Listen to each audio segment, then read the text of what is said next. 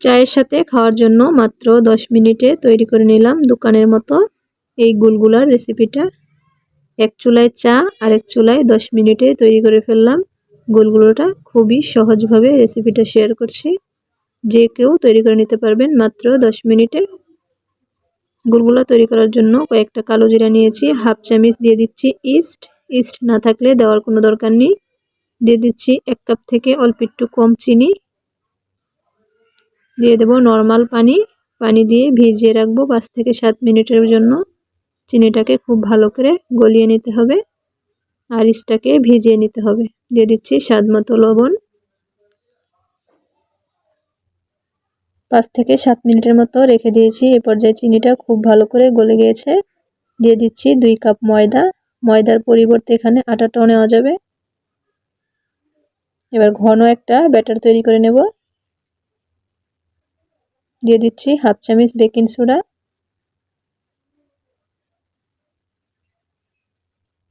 আবারও অল্প অল্প পানি দিয়ে ভারী একটা ব্যাটার তৈরি করে নিচ্ছি। গুলগুলার জন্য এইরকম ভারী একটা ব্যাটার তৈরি করে নিতে হবে। লক্ষ্য করলে বুঝতে পারবেন ব্যাটারটা আমি কতটা ভারী রেখেছি। এবার আমি ঢেকে রেখে দেব 10 মিনিটের জন্য।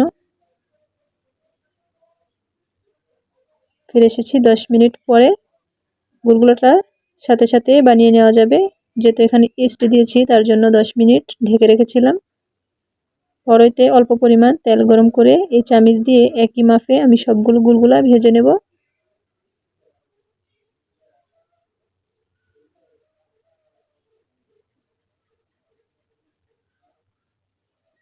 একইভাবে সবগুলো গুলগুলা আমি দিয়ে দিচ্ছি।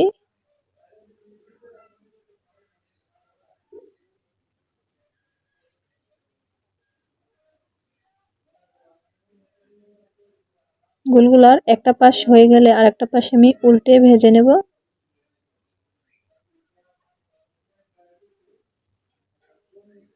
একটু গাঢ় বাদামি কালার করেই ভাজতে হবে।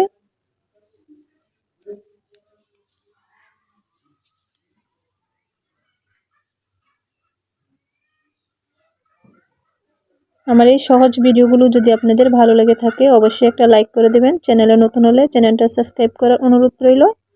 এই পর্যায়ে আমি গুলগুলাগুলোকে তুলে নেব। ভাজা হয়ে গেছে। একটা খাতার কাগজ বাকি টিস্যুতে এক্সট্রা তেলটাকে ঝরিয়ে নিতে হবে।